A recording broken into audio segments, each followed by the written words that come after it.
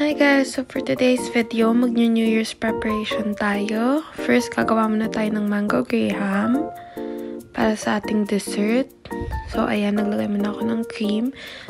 Nagawa ko na to beforehand, tapos nilagay na sa ref para malamig na siya bago i-assemble. Tapos ayan yung graham crackers. Ayos natin. So habang gumagawa ko ng mango graham, sila naman nagpe-prep sila ng New Year's backdrop namin. So ayan. So una, kutsara lang yung gamit ko. So ang tagal bago matapos, kaya ito na yung malaking pang scoop na yung ginamit ko dyan.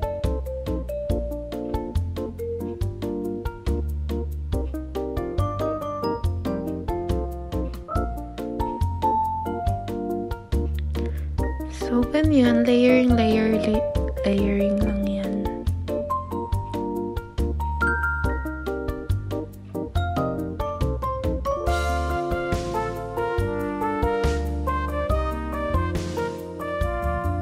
Tapos, ito yung mango dito galing sa can.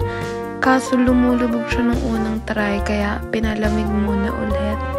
Bago, ayan. Medyo lumulubog pa rin siya kasi mabibigat yung mango, pero okay lang, nagawa ng paraan.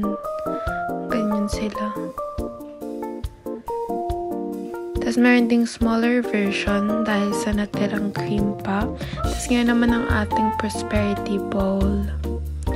So yun ang mga itlog. So ayan, tapos ito yung mag-roll ng mga money. Tapos lalagyan ng red na ribbon. Ayan. Ayun yung sample niyan. Tapos sila na yung nag-roll ng money. Ako tagalagay na lang naman kung ano. Tapos ito yung chocolate na gold coin. Talagang parehas to ng Canadian coins. Galing yan sa Walmart. So ilalagay din natin siya dyan. Tapos ayun, crowded na nga siya. Kaya ililipat natin sila sa mas malaki na bowl. Para mas malagay natin yung mga kailangan ilagay.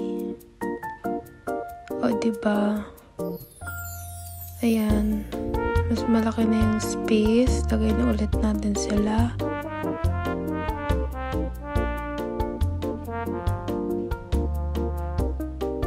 Tapos nilagay ko yung gold coins in between. At meron din sa gitna. Nilagyan ko rin. So, yun, i-make sure na 12. Tapos itong ampaw, nilagyan natin ng money. Diba? Para may laman siya. Tapos ayun yung mga ni-roll nila na money, nilagay ko na meron dyan Canadian dollar, US dollar, pati Philippine peso na 1,000. O diba? Kaya dapat talaga prosperous talaga tong New Year. So ayan. Tapos ito yung pinaka-finish product, nilagyan lang ng L'Oreal. Pero later papalitan natin ng mas malaki yung orange kasi nung ginagawa ko yun, ayun lang yung orange namin pa. So ayan yung backdrop na ginawa nila, yung parang gold na foil curtain, tapos yung Happy New Year na sign. Ngayon naman ako ang mag-blow ng balloon. First, parang walang nangyayari, kaya binasa ko ulit yung instruction. Tapos pagkahugot ko nung, ayun, yung arrow, sumama yung LED ng ilaw nito. Kaya itong balon na to, hindi na siya sing bright nung isa. Makikita nyo later. So, ayan. May ilaw pa rin naman siya, pero very faint na lang. Tapos ito yung sumunod, o diba?